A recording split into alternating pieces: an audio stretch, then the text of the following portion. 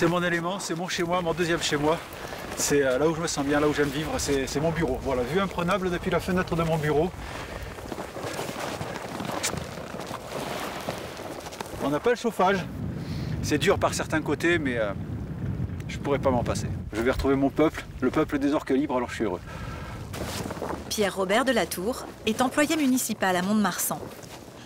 Mais chaque hiver, il quitte tout. Et pendant 2 mois, il plonge avec un animal qui le fascine, l'orque. Salut Tony, mon ami. Content de te revoir. Bienvenue à bord. On est dans une bonne période. Il y a beaucoup de baleines, beaucoup d'orques et aussi une très belle lumière. Oui, une bonne lumière, de bonnes conditions. Quand vous voyez, vous parlez orque au petit-déj, au déjeuner, au dîner? Et après, quand on va dormir, on rêve d'orques. Il y a des orques partout sur le bateau, oui, c'est exactement ça. Oui. Les orques sont véritablement prépondérants, c'est notre raison d'être ici, c'est notre... voilà, on vit notre rêve éveillé. Pierre fait partie de ces personnes qui ont le sentiment de renaître lorsqu'elles sont sous l'eau. Des îles Canaries aux fjords norvégiens, en passant par la Manche et la côte méditerranéenne, nous avons suivi 3 hommes et une femme qui ont une vie extraordinaire. Une vie aquatique. Après avoir été scaphandrier professionnel, il y a 12 ans, Christine se lance dans la culture d'huîtres en eau profonde. Mais pour vendre ses huîtres, Christine doit affronter la terre. Vous en faire goûter une? Et ses habitants. Ouais. J'arrive pas vraiment à bien me vendre. Hein. Je suis pas très bonne commerciale. Hein. On peut pas être bon partout. Hein. Pour vivre de sa passion, elle multiplie les initiatives. Jason, lui, a trouvé un autre moyen pour vivre sous l'eau. Il crée des musées dans toutes les mers du globe, comme au large du Mexique ou à la Grenade. Il y a quelques mois, le gouvernement espagnol lui a passé une commande exceptionnelle. Jason doit créer 300 sculptures pour réaliser un musée sous-marin au large de Lanzarote, aux Canaries. Je suis vraiment très anxieux. Elles sont tellement fragiles. Ça dépend des conditions météo. Je ne peux pas tout contrôler. J'espère que ça va bien se passer. Tous les hivers depuis 18 ans, Pierre accompagne des touristes plonger avec les orques de Norvège. On doit attendre, c'est trop dangereux. On tuerait quelqu'un si on allait plonger maintenant. Mais entre le grand froid et la dangerosité des animaux, ces séjours sont souvent mouvementés. Enfin, Théo, 12 ans, un enfant autiste qui revit dès qu'il entre dans la mer, au point de vouloir devenir plongeur.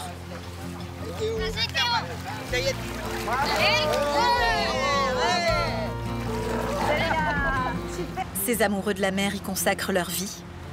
Ils vont nous faire découvrir les secrets de leur univers hors du commun.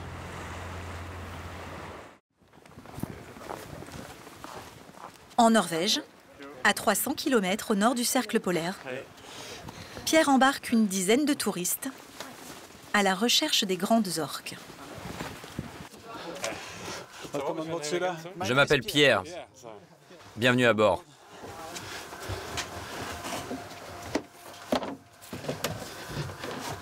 Toi, c'est Simon. Simon, tu viens d'Australie, c'est ça? Guillaume, Carrie, toi, tu viens d'Angleterre? Voilà votre cabine. C'est une cabine pour 4. Et comme vous êtes les premiers, vous avez le choix pour les couchettes. Les derniers arrivés seront les derniers servis. Parmi eux, un Français, Guillaume, 25 ans. Il travaille dans la finance et rêvait de s'offrir cette expédition. En fait, c'était un peu un coup de tête où un matin, je me suis dit, bah tiens, tout le monde parle de nager avec les requins, de plonger avec les requins. Et ben moi, je me suis intéressé aux orques, alors probablement parce que c'est un petit peu plus unique. Donc 1 an et demi que j'ai réservé l'expédition et donc que j'attends ce moment. Pour l'occasion, et pour affronter une eau à 3 degrés, Guillaume a prévu une combinaison sur mesure. 8 mm. 10 mm, ça va passer. ça va permettre à Guillaume de venir sous l'eau avec moi et d'interagir de manière plus précise avec les orques et de prendre des trajectoires plus précises. Et le résultat sera certainement meilleur. Je pense que Guillaume, parmi les passagers qui sont là, sera celui qui aura des très bonnes interactions. Ça me fait plaisir, c'est un compatriote. Il faut qu'on assure la relève un peu. Exactement. Bon, ok. Tu as déjà plongé avec des gros animaux, style phoque, dauphin, tout ça? Alors j'ai déjà, oui, phoque j'ai déjà fait en Angleterre. En Angleterre? Oui, en Angleterre, mais en plongée sous-marine, donc avec bouteille. Avec bouteille, ok. Les orques, ça va être le format supérieur. Hein. Voilà, c'est ça. Ça va être le format supérieur. Demain soir, je pense qu'on aura des plongeurs heureux. Bon, allez, à demain. On se repose ce soir. Hey guys, see you tomorrow, breakfast at 7:30. Good night, yeah. Pierre espère approcher des orques dès demain. Mais il va devoir composer avec un invité surprise, dont il se serait bien passé.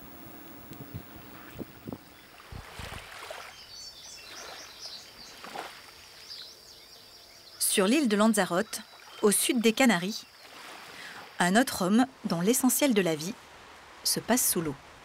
Comment ça va? Ça va et toi? Tu es prêt? Oui, on y va. Jason de Kers Taylor s'est installé ici il y a 2 ans. Il crée des œuvres uniques au monde, des sculptures destinées à être vues uniquement sous l'eau. Vous pensez avoir des statues à nettoyer? Oui, probablement. Jason a déjà exposé dans toutes les mers du monde. Cette fois, le gouvernement espagnol lui a passé une commande exceptionnelle. Créer le premier musée sous-marin d'Europe avec 300 statues. Du jamais vu. Il vient d'en installer une première série pour tester leur solidité. Je vais voir quelles créatures ont commencé à coloniser les statues. S'il y a beaucoup d'algues ou d'autres éléments qui se sont déposés dessus. Ce sont mes premières installations dans l'océan Atlantique. Alors je ne sais pas exactement ce que cela peut donner.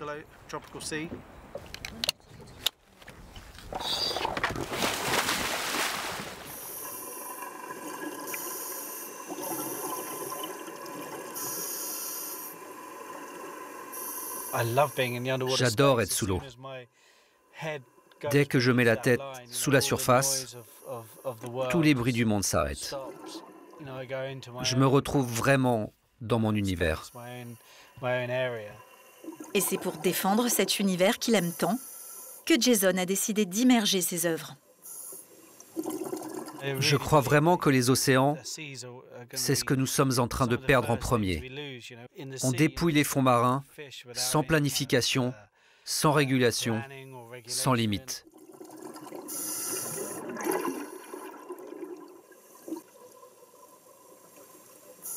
Dans moins de 2 mois, Jason va installer une centaine d'autres œuvres au fond de l'océan.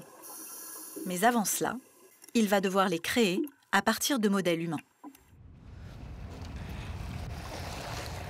Près de Cherbourg, tous les matins, sous l'eau, Christine Follet, elle, cherche des huîtres d'un genre particulier. Merci. Ma peau de phoque.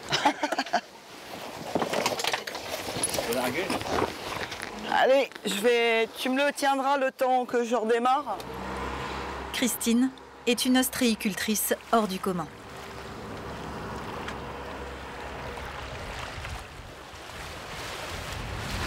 Comment on fait pour voir vos huîtres alors?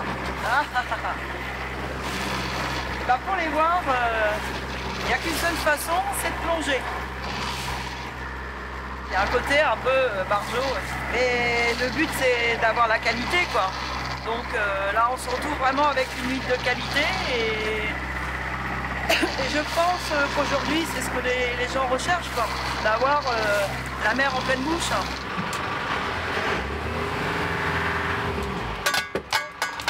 Tu peux couper papa.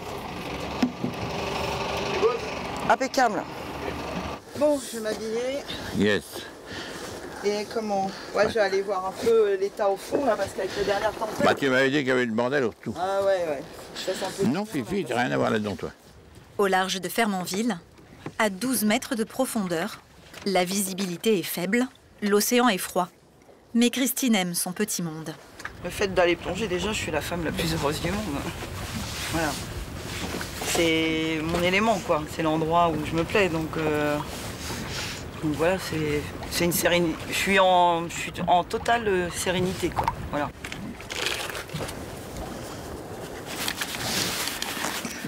Allez.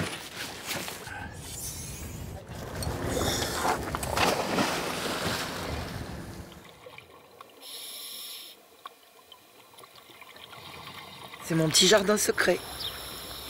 Mon moment de détente. Il y en a qui payent pour faire des thérapies. Moi, je paye pas pour faire des thérapies. Je plonge. Ce bruit-là, respirer dans l'eau. Voilà, ça c'est ma thérapie.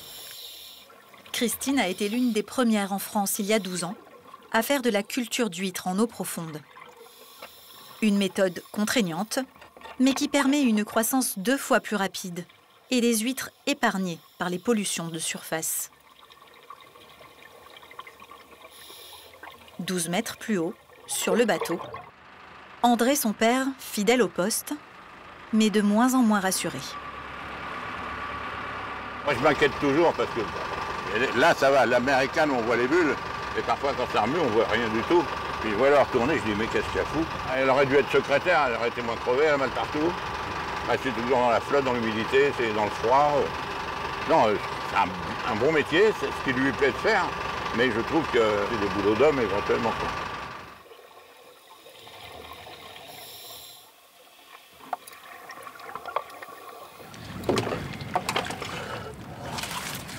Il en a mis 2, c'est bon.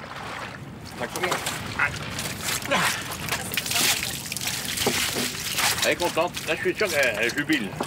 Pourquoi? Parce que m'en a collé 2, elle sait bien que je vais gueuler. Parce que c'est plus lourd. Bon.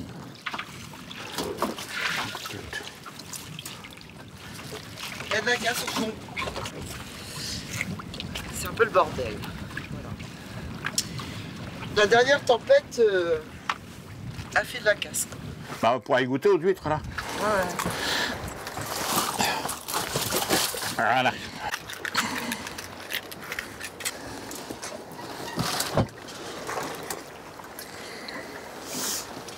Very good. Il manque que le vin blanc. Bah ouais, mais voilà. Ah bah c'est bien.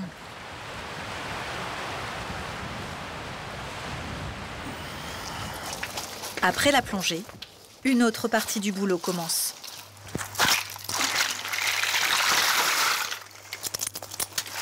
On charge, on décharge, on trie, on emballe. Donc c'est toujours à porter, quoi. Je suis à plus d'1 tonne par jour en charge.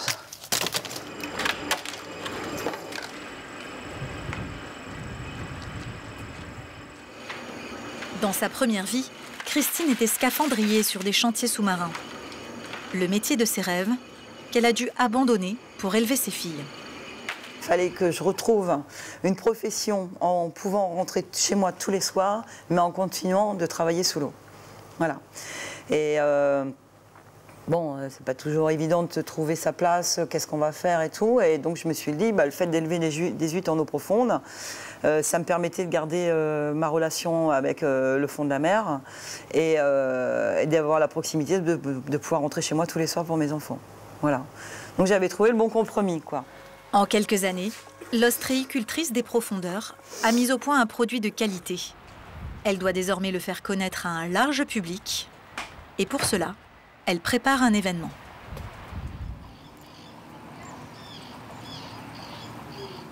Dans le sud de la France, à Palavas-les-Flots, la plongée sous-marine est aussi en train de changer le destin d'un adolescent.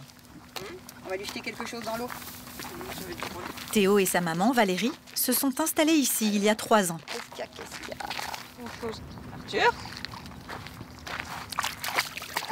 Avec une seule idée en tête, être près de la Grande Bleue. Nous, on vient de la montagne. On était en Savoie, entouré de montagnes, de neige. Il fallait toujours monter ou contourner. Et puis l'eau, c'était les rivières, c'était froid, c'était un peu inaccessible, quoi. Là, nous, on est entourés par les étangs, le canal du Midi, enfin, le canal du Rhône à 7, la mer. Partout, on a de l'eau. Et qui dit eau, dit oiseaux marins, dit faune sous-marine. C'est un autre univers, hein. Et surtout, ce que j'adore dans le sud, c'est que l'eau n'est pas froide.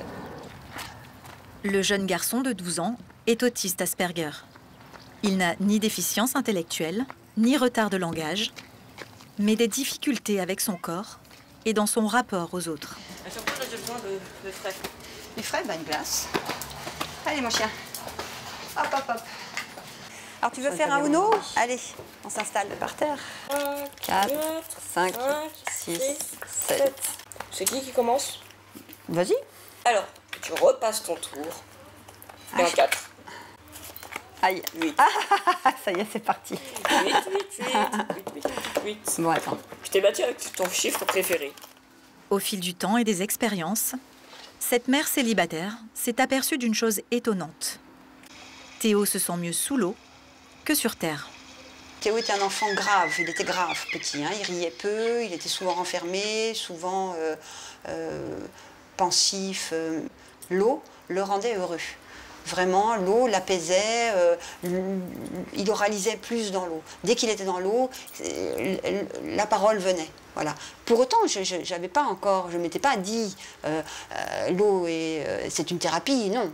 Quand on est arrivé dans le sud, à 500 mètres de la mer, avec la chance d'avoir une piscine dans la résidence dans laquelle nous sommes, et là, je l'ai vu effectivement à l'aise dans l'eau, être capable de rester 5-6 heures d'affilée dans la piscine. Je me suis dit, bon, ben, l'eau, c'est une peau supplémentaire qui le protège, il se sent à l'abri, il ne se sent pas en danger, il n'y a plus les odeurs, il est très très sensible aux odeurs, hein, donc ça paraissait presque évident, quoi. Alors Valérie a proposé à Théo de s'inscrire à des cours de plongée sous-marine. Ah ben voilà, regarde mon Théo, c'est là. L'apprentissage se fait en bassin. Hein? Une fois par semaine, Théo retrouve Isabelle, une monitrice habilitée à travailler avec les personnes en situation de handicap. Voilà, allez, on y va tranquillement, on fait un petit aller-retour. Attention, tu vas plier. D'un coup. C'est bon, hein? Allez, on va prendre les gilets. Au début, on va juste faire le radeau. On fait un petit aller-retour. Tu as déjà fait plein de fois? Hein? Ouais, j'ai déjà bougé un peu. Théo, il est toujours pressé d'aller au fond de l'eau. Hein.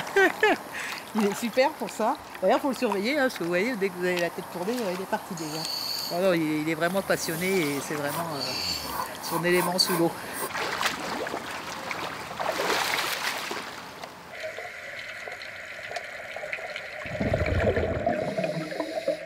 Contact physique, compréhension des signes, partage, tout ce qui est difficile à Théo sur Terre devient une évidence sous l'eau.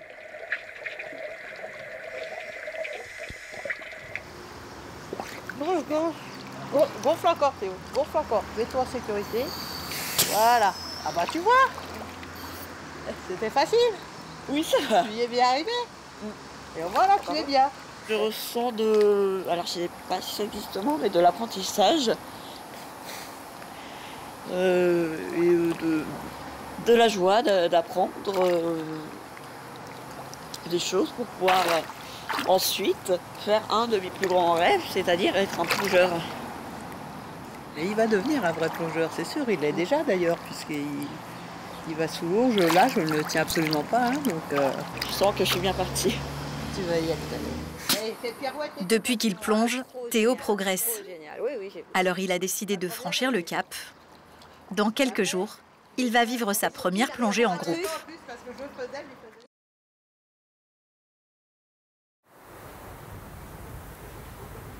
En Norvège, dans les fjords, à première vue, on pourrait croire que l'expédition de Pierre est compromise. C'est un petit peu surprenant, c'est pas ce qui est attendu, mais il y a une tempête de neige au moment du départ, avec du vent. Donc voilà, on est au nord du cercle polaire, c'est la Norvège en plein hiver. Ça peut être fait de ça. On ne l'attendait pas forcément, c'est pas forcément une bonne nouvelle, mais on va faire avec. Tiens, ok, tiens-toi prêt, on largue les amarres. Juste une, hein. Ok, tire là. Tire. Pierre veut tenter le coup. Mais il va falloir redoubler de prudence. Avec ce froid, et face à des animaux potentiellement dangereux, un accident serait vite arrivé. On doit attendre. C'est trop dangereux. On tuerait quelqu'un si on allait plonger maintenant. Ce que vous ressentez là, c'est bien en dessous de ce que vous ressentiriez si on approchait de l'eau. On va vraiment geler. On doit attendre. Les conditions sont extrêmes. Ok? On ne peut pas mettre des gens à l'eau, ça ne serait pas raisonnable. Même si les gens, effectivement, ils ont envie d'y aller. L'attraction des orques est véritablement très puissante, mais on doit être raisonnable aussi. Donc il va falloir savoir être patient. Mais c'est pas grave, de toute façon, c'est toujours un plaisir d'être ici. Et puis les paysages sont absolument magnifiques, donc il n'y a absolument pas de problème. Il se passe quelque chose là, ça souffle. La place semble occupée par d'autres cétacés. 4 baleines à bosse. Regardez ça. Oh là là là là. On a l'armée des baleines devant nous. C'est juste incroyable. C'est pour ça qu'on est venu. C'est le moment il est magique. Et puis elle est juste là. On n'a pas l'air de la déranger. Elle nage à côté de nous. Oh, c'est absolument incroyable. C'est fantastique.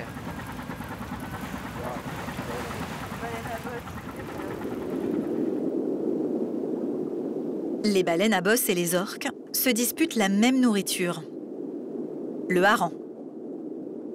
Leur présence est donc un bon présage. Regardez dans cette direction, à 12 h. J'ai vu un aileron. C'est peut-être une orque. Finalement, quelques minutes plus tard, le magnifique cétacé noir et blanc fait son apparition. Waouh! Oh là là! C'est incroyable! Ce matin, c'était l'enfer, maintenant on est au paradis. Ça vient de s'ouvrir, il y a des orques partout, partout. Il y en a qui payent quelques euros pour les voir en captivité faire ce genre de choses, et nous, la liberté nous le donne. Pleinement consentis, ils viennent, ils nous l'offrent, ça n'a pas de mots et ça n'a pas de prix. La première rencontre de Pierre avec les orques a eu lieu il y a 18 ans, lors d'un concours de chasse sous-marine. Depuis, il a plongé plus de 4000 fois avec elle.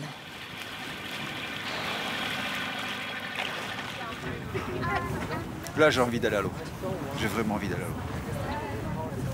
Il fait froid, mais on sent plus rien quand on vit ça. C'est juste... Peut-être que je suis fait pour ça, je sais pas. Je suis mieux avec une paire de palmes qu'avec une paire de chaussures, et c'est là que j'ai envie d'aller maintenant. C'est dur de rester sur le bateau. Ok. C'est génial.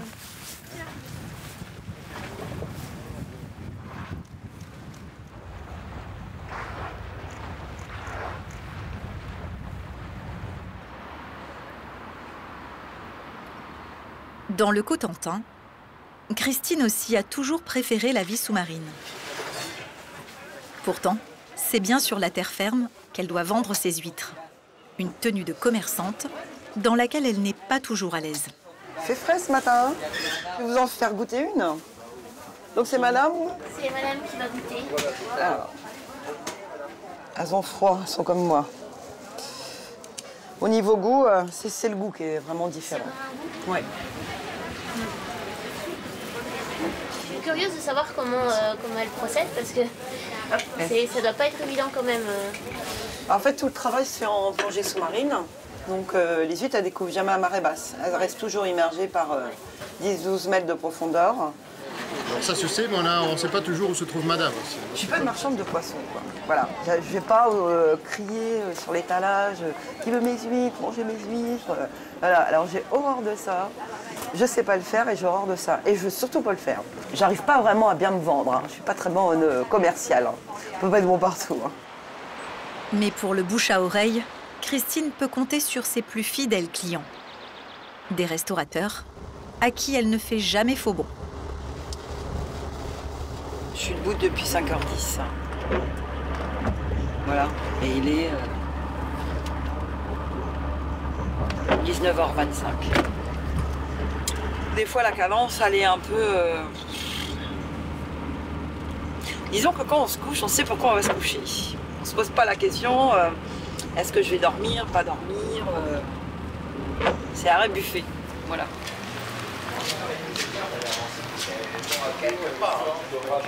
Bonsoir.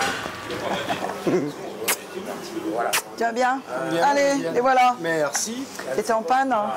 C'est ça. Regarde le patron est vite. Ah ouais. Serge est le patron d'un bar à huîtres de Cherbourg. Il connaît Christine depuis 5 ans. Elle mène son activité de front, elle mène ses huîtres de front, elle mène sa vie de famille de front, sa vie perso de front. Elle fait front à tout et sans jamais se plaindre. C'est énorme. Aussi des fois. Mais c'est rare. Bah écoute, ça fait 5 ans que je te connais. Honnêtement, je t'ai pas vu craquer souvent. Quelquefois, je le reconnais, mais pas souvent. Et mine de rien, par rapport à ton taf, de la chapeau. Je pense qu'il y en a beaucoup qui seraient laissés couler. Il est ému. Oh. En fait, on est super proches. Arrête, je suis fatiguée, je vais pleurer aussi, merde. Alors, pour donner un coup de pouce à son ami, ici, il ne propose que ses huîtres. Christian Genève, bon, les garçons, commencé à tatouer. C'est chaud, ça, comme lorsqu'il était dans son bled. Il n'y a plus qu'à. Elles sont excellentes, ces huîtres. Elles sont terribles. C'est les Super. meilleures huîtres au monde. Oui. Ce petit goût noisette qu'on retrouve. L'essayer, c'est l'adopter. C'est ça. J'aimerais qu'elle soit plus reconnue. Réellement. Réellement, parce que pour moi, elle le mérite à mort. Pour que ces huîtres si particulières soient reconnues, dans quelques jours, Christine organise un événement inédit.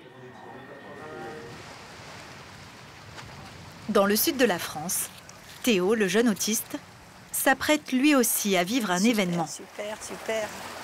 Sa première plongée de groupe en mer. Coucou tout le monde. Alors, c'est juste paradisiaque, hein? C'est beau? Tout semble réuni pour que la plongée soit parfaite. À un détail près, la température de l'eau. Tu regardes Isabelle et tu peux te pousser à aller dans l'eau. Tu tiens Thomas quand tu es dans l'eau. Allez, 1, 2, 3. Super. Nickel. Tu as vu? Elle est bonne aujourd'hui. Hein? Ah, c'est froid. Je déteste quand c'est froid. Allez. Et en plus, il manque les gants. Oh, mais tu sais, moi je mets jamais de gants, c'est mieux parce que je sens mieux comme ça. Et pour gonfler, comme on t'a montré hier, c'est plus facile quand même. Conséquence de son handicap, le jeune autiste ne supporte pas le froid. T'es paralysé. Comment vous le sentez, Théo, là? Là, il est vraiment tendu. Il est extrêmement concentré sur son corps. Et ça tourne vite à l'angoisse. Je dois m'empêcher d'intervenir parce qu'il faut qu'il soit mis dans ces situations-là. Ce que j'attends de vous, c'est ce qu'on a vu en piscine. C'est une vraie palanquée. On cherche les petits poissons, mais on cherche aussi son petit camarade où il est, s'il n'est pas trop loin, et si tout va bien. D'accord? Allez. Théo fait un effort pour lutter contre le froid. Mais au bout de quelques minutes, il doit renoncer. Oh, tu relèves les palmes dès que possible. Hein. Laisse-le est dans l'eau. J'ai un peu de mal de remonter là. T'as eu du mal? Ça va? T'es tendu? C'était bien quand même? Ouais, un peu, ouais. Allez, vas-y, monte. Ça va? Ouais, allez. Ah ouais. Voilà. Bah, disons que le froid m'a tout gâché. Enlève le masque. C'est la première fois que j'ai autant froid. T'as froid? Ça va aller. On va vite te réchauffer et puis on va te trouver des gants. Ça va aller. Bah, tu lâches là. Vas-y, lâche la pression. C'est normal. Vas-y. C'est normal, mon Théo. Allez, ça va aller. Et là maintenant, est-ce que tu te réchauffes là? Oui, t'as les mains gelées. Allez, ça va aller. En fait, c'est le froid que j'ai gâché. C'est le froid. Eh ben, on va te trouver des chaussons, nickel, et puis des gants. D'accord? Allez, ça va aller. D'accord? Ce qu'il faut absolument, c'est que ça abîme pas ton rêve. Hein? Tu sais bien, dans les chemins, il y a des fois des jours où c'est parfait, puis il y a des fois où c'est un peu plus dur. Eh bien, c'est pas grave, c'est comme ça qu'on apprend, on se dépasse, on apprend à se connaître, et puis surtout, on apprend de nos erreurs. Hein? Il faut que ça nous rende plus forts, plus malins, et puis qu'on soit mieux équipés. OK? Ouais. C'est un échec pour Théo. Mais dans quelques semaines, il va avoir une autre occasion de gagner ses galons de plongeur. D'accord? À Lanzarote, Jason n'est pas encore prêt à plonger avec ses statues. Avant d'installer ses œuvres au fond de l'océan, il doit les fabriquer. L'urgence est d'abord de trouver de nouveaux modèles. Et c'est dans la rue qu'il les repère. Je suis toujours à la recherche de nouvelles personnes. Je ne débranche jamais vraiment. Même quand je dîne avec ma femme, je suis toujours à l'affût de nouveaux visages, des expressions différentes, des gens d'univers différents. Vous voyez ce monsieur là-bas? Il a de longs traits. Il m'intéresse beaucoup. Pour aborder ces inconnus, Jason a un discours bien rodé. Bonjour, je m'appelle Jason. Ravi de vous rencontrer. Je me demandais, je travaille sur un projet de musée à Playa Blanca. Je crée un musée sous-marin. Et vous avez un visage très intéressant. Ça vous intéresserait de participer au projet? Vous seriez immortalisé. Ok. Pour l'éternité. Pour l'éternité. C'est un peu comme essayer d'avoir un rendez-vous galant avec une fille. Parfois ça marche, parfois non. Aujourd'hui, j'ai un rencard. À plus tard.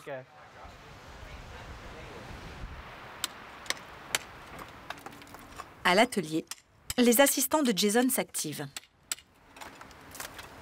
Regarde droit devant toi. Dans quelques minutes, le sculpteur va commencer le moulage de Bella, une adolescente de 16 ans. On va le faire en tronçon. Donc à n'importe quel moment, si tu ne te sens pas bien, on peut tout arrêter très vite. Donc ne crains rien, tout va très bien se passer. Évidemment, on ne bouchera pas tes narines, donc tu pourras respirer.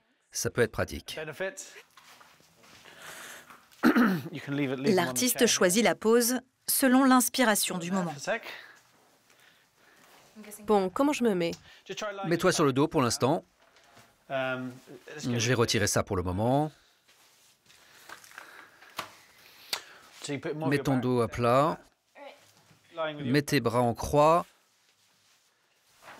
Et les jambes de chaque côté de la table.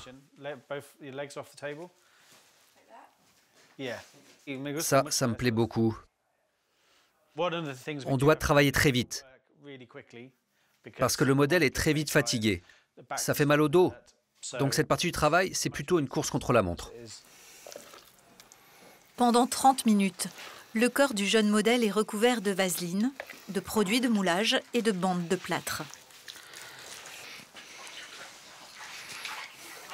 L'opération la plus délicate est celle du visage.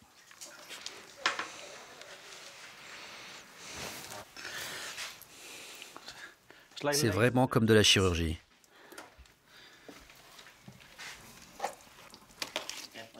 Bella, tu es encore là? Tu ne t'ennuies pas trop? Tu n'as pas mal? Ça va durer encore un peu. Juste quelques minutes. Ça commence à sécher. Bon, on va aller déjeuner et on revient après? On te rapporte un milkshake? On te fera manger par le nez. Un peu d'humour pour rendre plus supportable les dernières minutes dans ce sarcophage de plâtre.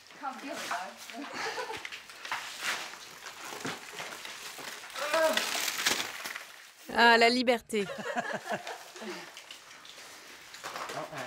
Alors il ne faut vraiment pas faire ça si on a peur des endroits confinés, si on est claustro. Je dirais pas que c'était une partie de plaisir, mais c'était bien. Et puis peut-être un jour, je viendrai voir ma statue avec mes enfants. Et je leur dirai, voilà à quoi je ressemblais quand j'avais 16 ans.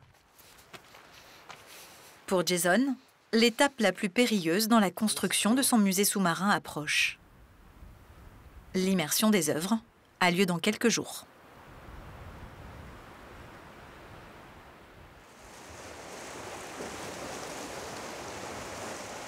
À Fermanville, pour Christine aussi, le grand moment approche. Son événement a lieu ce soir, mais avant, elle doit chausser ses palmes.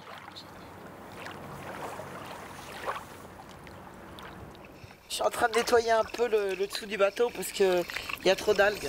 Il souffre beaucoup quand même. Il subit pas mal les mauvais temps et tout ça. Je vais pas payer un plongeur pour nettoyer mon bateau quand même. Ça serait un comble. Donc je le fais. Voilà. C'est plutôt chaud quoi. C'est un peu sportif.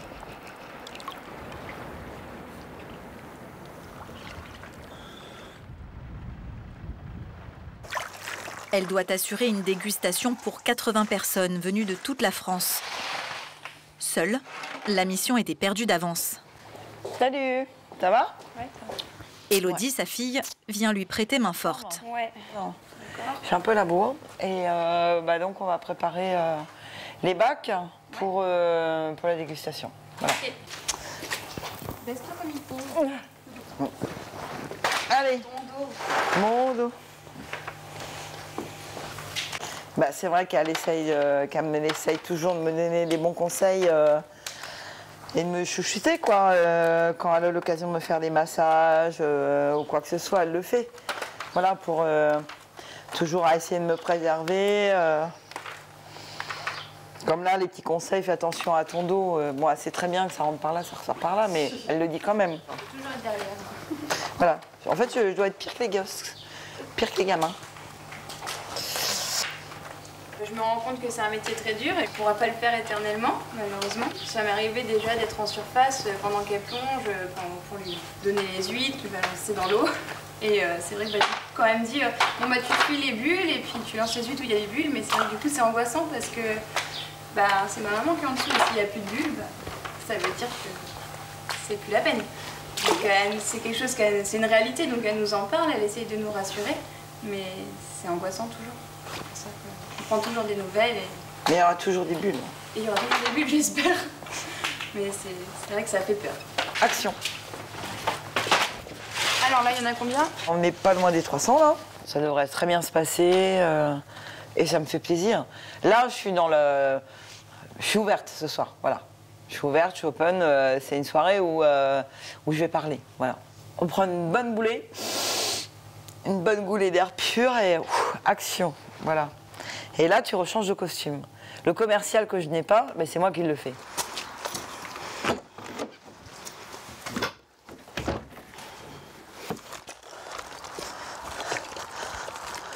Attention, chaud devant. Elle va. Chaud, chaud, chaud. Les marrons chauds. Et voilà, merci. Le secret pour garder la ligne pour une femme de 48 ans. Tu tournes, tu cours au taquet toute la journée. Tu plonges, tu fais les marchés, tu fais les livraisons, les commandes. Tu t'occupes de ta vie de famille quand même entre deux. Tu prépares à manger pour tes enfants des bons petits plats. Et entre deux, histoire de t'amuser, tu prépares des dégustations.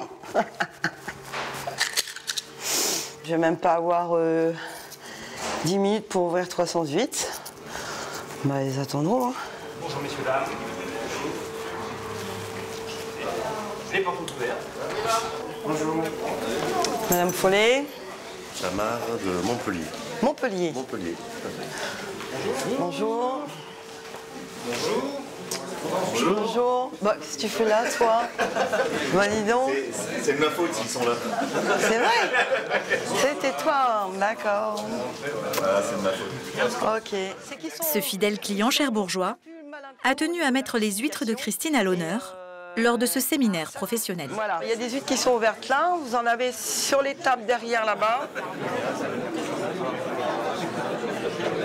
Elles sont hyper iodées, je trouve. Merci. Je suis originaire plutôt du bassin d'Arcachon, enfin de la région là-bas. Et ça, je ne connaissais pas. C'était pas du tout comme ça, cette technique. Il y a des moments où c'est fatigant, bien entendu. Après, moi, quand j'étais scaphandrier, je plongeais tous les jours. Voilà. Donc, c'est une habitude que l'organisme prend. C'est épatant, quoi. C'est une bonne femme, voilà. On fait la leçon à tous les mecs, quoi. J'ai essayé de faire ça bien. Je suis très admirative en tant que femme de ce que vous avez réalisé. C'est très gentil à vous. Merci beaucoup.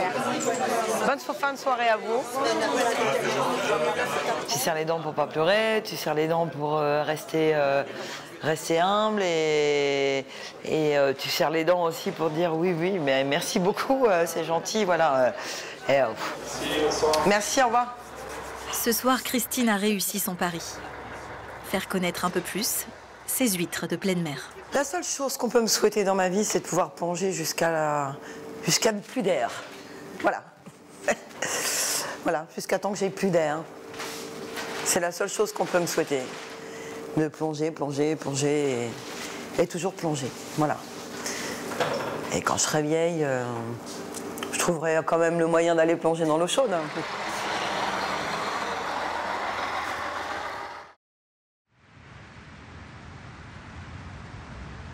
En Norvège aujourd'hui, le ciel est dégagé, laissant apparaître les aurores boréales.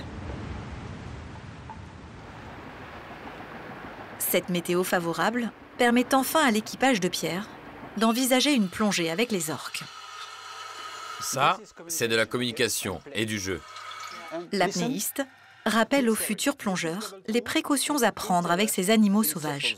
Même si des orques s'approchent de vous, vous ne devez pas les toucher. Vous pourriez avoir le réflexe de les toucher avec les mains. Mais les orques, elles, n'ont pas de mains. Elles ont une bouche, et cette bouche est très proche de leur estomac. Donc, ne le faites pas. Vous ne savez pas jusqu'où ce petit jeu peut aller. Alors ne le faites pas. Les orques font leur apparition autour du bateau.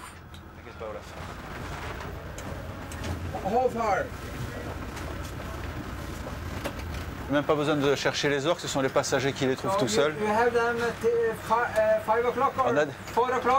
Nos passagers sont fantastiques. Allez les gars, préparez-vous, c'est l'heure. On a les orques en face de nous.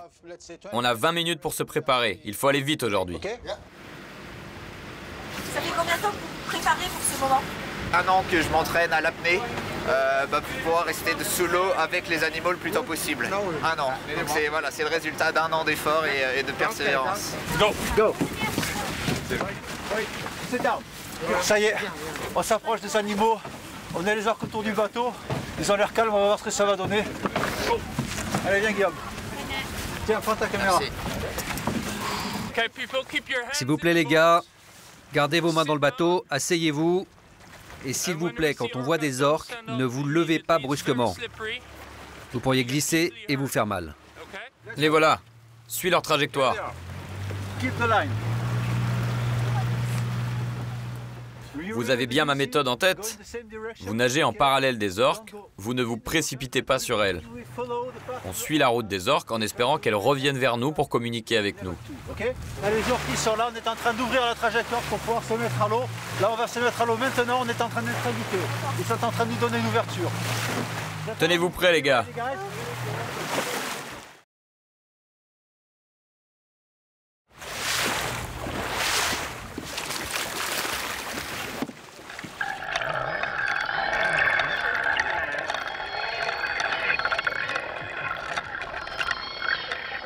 La technique de Pierre donne des résultats. En moins d'1 minute, il est entouré d'orques. Ça a été un véritable choc quand je les ai vus pour la première fois sous l'eau.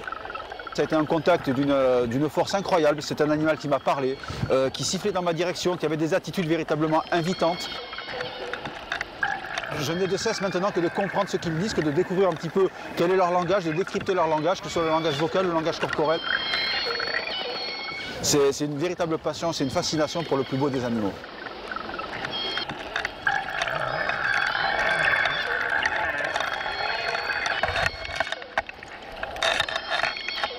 Guillaume le Français va reproduire les mouvements du maître.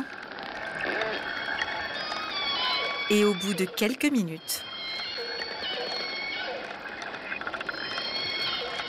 l'orque vient face à lui.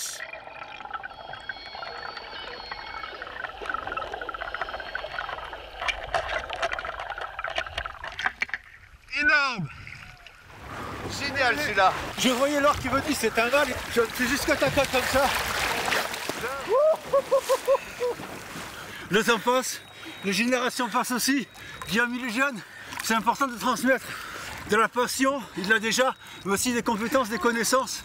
Là c'était énorme, ça a été juste sous l'eau, voilà, quelques secondes, mais une pression incroyable. C'était un mal gigantesque. De le voir revenir comme ça, c'était wow. C'est rare, c'est très rare. Bravo. Ah, super, c'était super. Ça c'est fait. Directement, prêt à l'action. Oh non. Énorme. C'est un moment qui est unique avec l'animal. Et je sais pas, j'ai pas de mots, c'était juste...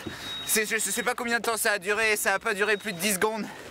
Mais j'avais l'impression que ça faisait plusieurs minutes tellement c'était magique, j'en ai profité chaque instant. Et j'en redemande, j'en veux d'autres. Attention Guillaume, quand on y prend goût, après c'est fini, on est pris. Ah bah ouais, ça j'imagine. Chaque année, avec ses croisières, Pierre convertit des dizaines d'amateurs de sensations fortes à l'observation des orques en liberté.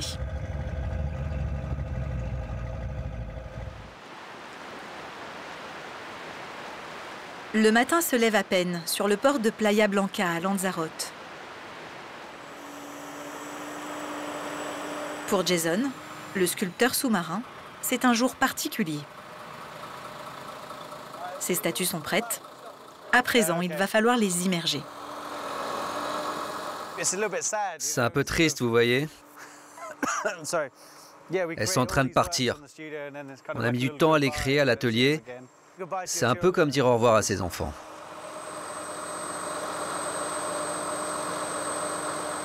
Les statues sont très fragiles. Nick, mets-les dans l'autre sens. Je suis vraiment très anxieux. Pourquoi? Elles sont tellement fragiles. Au bout de la jetée, les œuvres de Jason sont très attendues. Cet écolier est venu en famille admirer son double de ciment.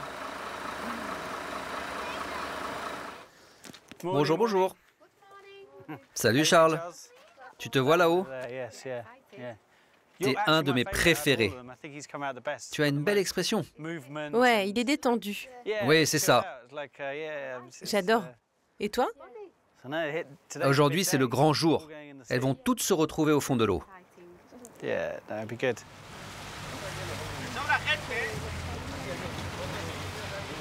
Le bateau est en vue.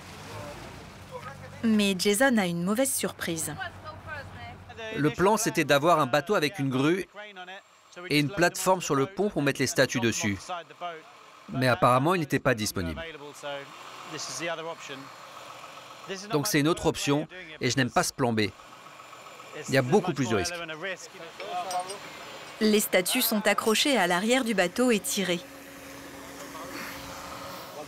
Jason ne peut pas annuler. L'opération coûte près de 20 000 € par jour.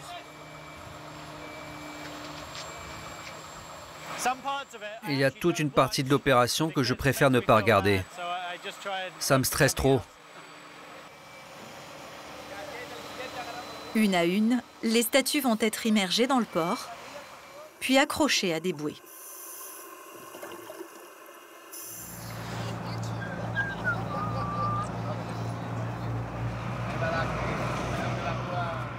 Venez.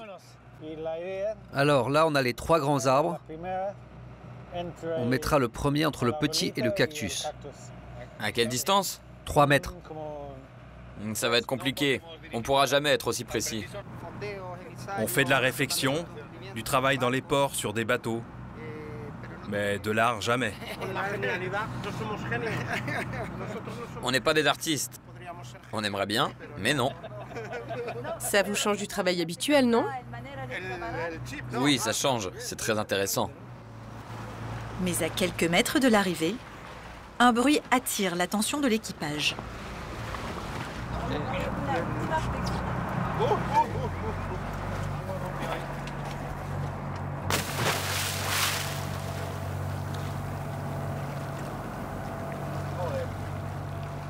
J'ai entendu un bruit. Il y a une branche de l'arbre qui a coupé la sangle. Quoi? Une corde s'est rompue? Oui, à cause des vibrations. Je crois qu'il n'y a plus de sangle. L'une des sangles tractant une statue de 3 tonnes vient de lâcher.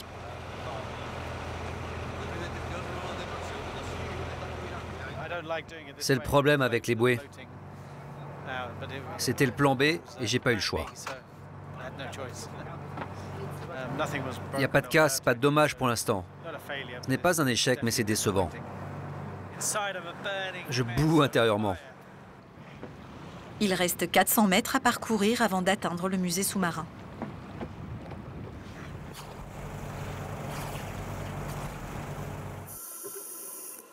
Arrivée à bon port, la statue instable est la première à être déposée au fond de l'océan.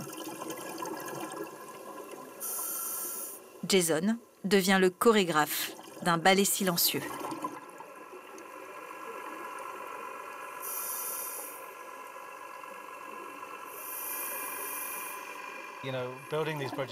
En fait, construire ce projet, c'est comme construire une maison sur Terre, mais c'est 20 fois plus difficile. La communication est très difficile avec les plongeurs, avec les grutiers. C'est stressant. L'installation sous l'eau, c'est la partie de mon travail que j'aime le moins.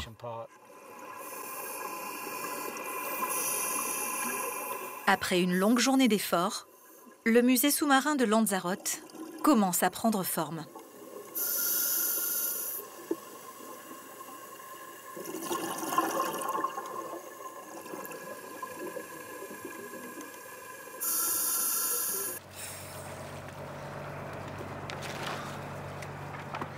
Je n'ai pas vraiment aimé cette journée. Avec ce changement de bateau, c'était difficile. Quand je vais rentrer à la maison et que je vais regarder les photos, je commencerai à me réjouir. Et puis je suis un peu addict au travail. Alors je pense déjà à demain et à ce qui reste à faire. Être un artiste, ce n'est pas un boulot à mi-temps. C'est tous les jours, en permanence. Avec ce projet, Jason a gagné une reconnaissance internationale. Quelques semaines plus tard, des pays comme l'Australie et la Corée du Sud lui ont demandé de créer d'autres musées sous-marins.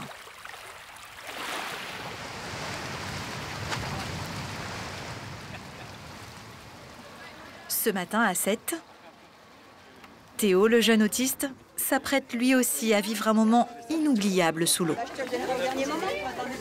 C'est pas trop serré, ça va? Pour l'instant, ça va. Ça tire pas les oreilles? Non, c'est bon. Bon, ben voilà, c'est pareil. Dans quelques minutes, il va libérer des tortues de mer. Je vais aller voir, mon cœur. Doucement, mignonne. Hein. Direction le Grand Large.